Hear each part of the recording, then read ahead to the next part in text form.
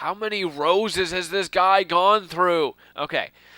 Hey guys, and welcome back to Trials and Tribulations. In the last part, we were doing stuff. Now we're gonna do more stuff. So let's do stuff. The victim on sewer algae came to my restaurant alone. I remember the old man arrived not long after him.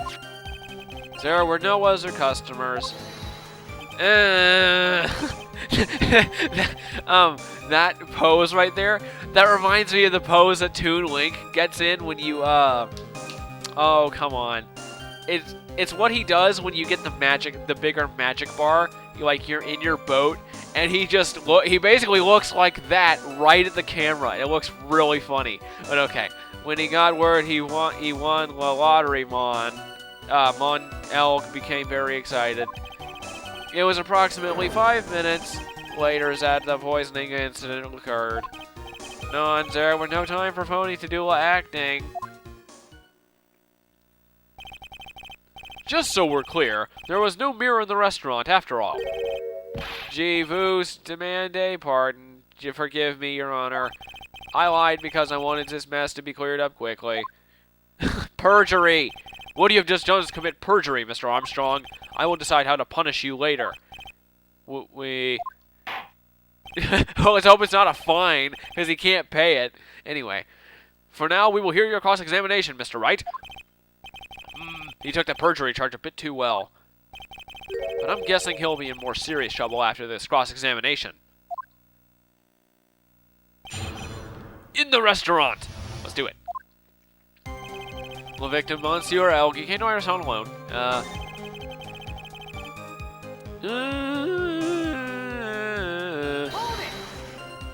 Let's see what time it was. By old man, you mean Mr. Victor Kudo, right? He comes often for my special coffee. I drank your coffee once, Mr. Armstrong. It's special. I'll give you that. It's worth a sip just for the experience. Oh, you make me so happy, Monsieur. You are most welcome anytime. I said it was worth one sip, and nothing more. So old Mr. Kudo arrived at the restaurant around the same time as the victim. Maybe I should ask about his arrival in more detail. How many minutes after? What time was it? Out of curiosity, about what time was it when Mr. Kudo arrived?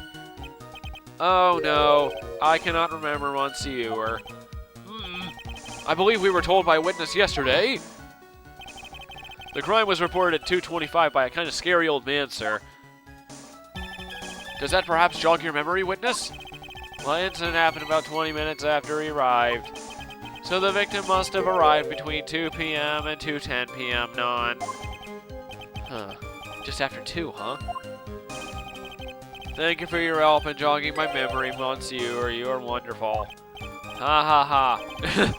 Ha ha ha. I can't sit here all the time and do nothing now, can I? The time of day will be added to the witness's testimony.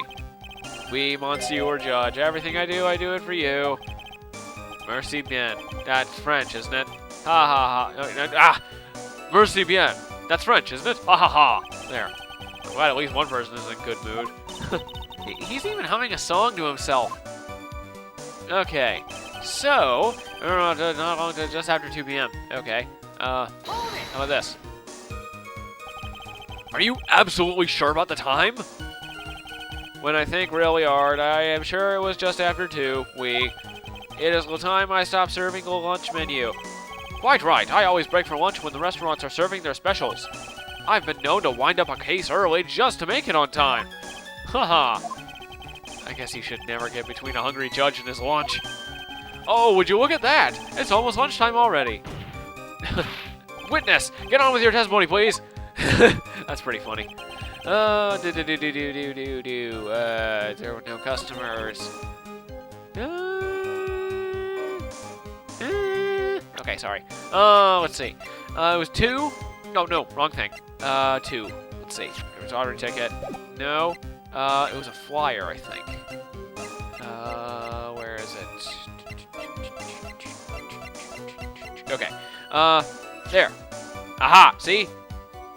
10 minutes of your life every day at 1:30. Wrong time. Objection!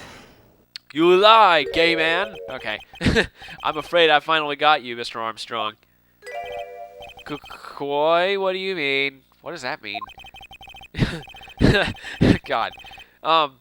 At the time in question, the victim was listening to the radio with his earpiece. The show he was listening to was Millionaire Radio. Each week, they announced the winning number of a $500,000 lottery ticket.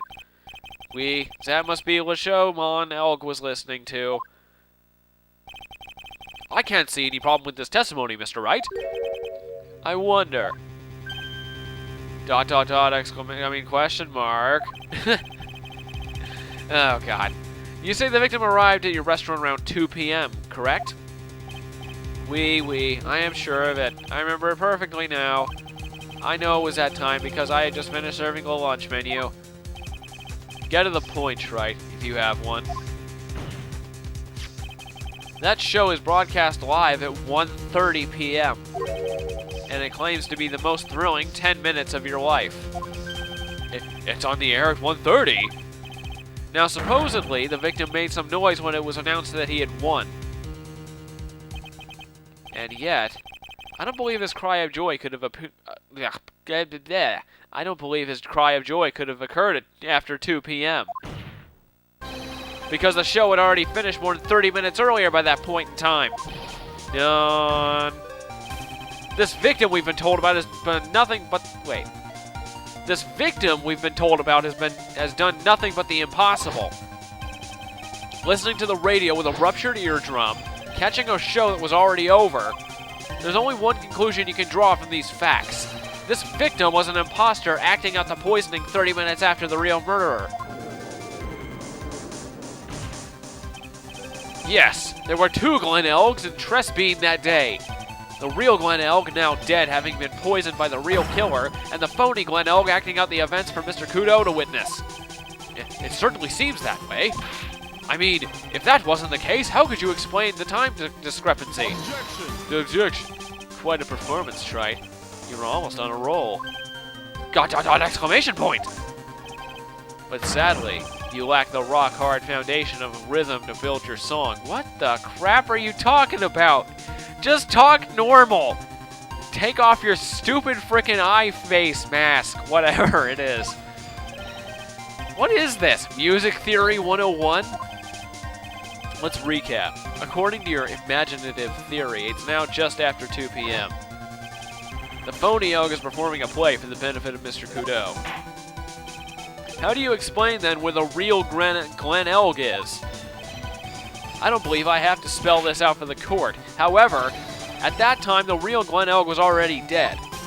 That's certainly the obvious conclusion. Objection. Epic coffee drink. Thank you, Wright. That's exactly what I was hoping you'd say. What?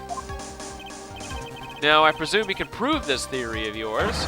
Can you explain where the missing corpse went to? The missing corpse? According to that old man's testimony, there was only one other customer there. If that customer was the phony Glen Elg, then where did the killer hide the body of the real victim? Narg. What does narg mean? The prosecution has a valid point, Mr. Wright. If your theory is to stand up to examination by the court, you must provide us with proof by answering the prosecution's question. Where did the killer hide the body? Yes, Your Honor. No conjecture, Wright. Let's hear some facts for once. Show the court a piece of evidence that proves where the body was hidden. Evidence? What's that? What's with the intense pressure here all of a sudden? I thought I had him with that contradiction. But he's turned it all around and backed me into a corner instead. Well, Mr. Wright, the court will now hear the defense's theory and evidence. First, where was the body of the real Mr. L concealed inside? It would have to have been it would have been dangerous to take the body outside. Obviously, the body must have been hidden somewhere inside Tressbean. Interesting. But where could a body have been hidden inside a restaurant? Perhaps you would care to show the court on these plans, Mr. Wright? Yes, Your Honor. Oh, come on, we don't get a frickin', what's it called? We don't get a, a multiple choice? Because it'd be hilarious if we got like a multiple choice and said, it's like, oh, he got stuffed in the cash register. That'd be funny. But it is in the kitchen. The body was hidden here. I see. Nice supposition. But the real question is, can you back it up? Where's the evidence that proves the body was hidden in that location? I know. Oh, wrong thing. I know. Just gotta find it in the thing. Yep, there it is. Kaboom.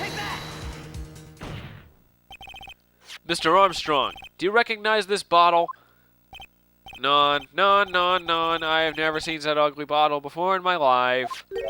I only use the very best bottles, monsieur. Is the highest quality only for me. Where was that bottle found, Mr. Wright? Interestingly enough, Your Honor, it was found in the kitchen of Tressbean.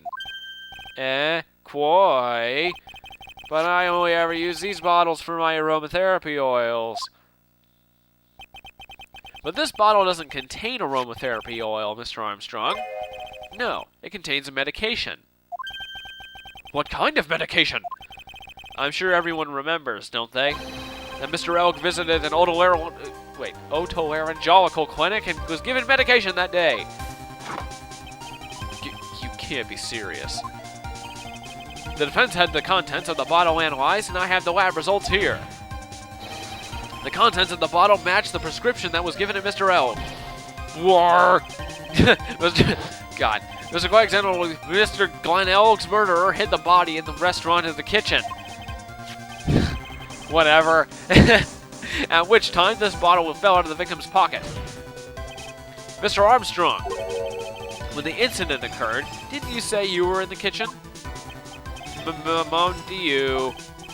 Yes, you know what I'm talking. Well, you know what I'm about to say. It was you who hid the victim's body.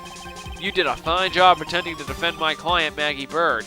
However, you were setting her up to take the fall behind the poor girl's epic finger point back. Done.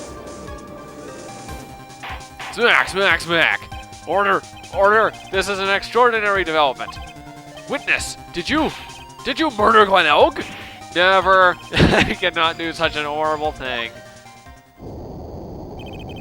No. Okay, that's Godo. No. How are you saying no while you're drinking coffee? By the way, epic coffee drink. But Mr. Godo? How is there still coffee in the cup? The bitterness. Every time I get lied to, I'm always down a mug of coffee. That's one of my rules. How many rules do you have? I'd like to see a list. Do you have any? Yes, there we go. Do you have the slightest idea how many cups you've had by now? Then I like to do the same to the person who lied to me. I would take them down with my empty cup. Listen up, chef. How about a brand new flavor in your ear, my H-deficit friend? Wait, what the? J-Vos demand pardon. Please, you must hear me out. It is a trap. Listen to me. A poor favor. Yo, Hob. Really? Are you serious? Why are you speaking Spanish? Never mind. Anyway, yo hablo Espanol. Yes, I'm not Spain. I can't speak Spanish either, so I'm gonna screw that language up too. Yo hablo Espanol, Mr. Armstrong. I mean, I'm not even doing the right voice because I'm not. Okay, sorry. Yo hablo Espanol, Mr. Armstrong. Por favor is Spanish. I'm only gonna ask you once. Did you do it? None. Absolutely none. Let's hear it. You got one shot, right, Gramps? Witness, the court will permit you the chance to make one final statement. If you lie under oath again, Mr. Godo's coffee mug awaits you. As does my gavel. And my axe. Okay, sorry. It is clear. Why did they always say in movies? I got a bad feeling about this. Very well. Begin your final testimony, Mr. Armstrong. Yes. Let us do it. The confession. We're gonna hear his confession next time. Cliffhanger. Bye.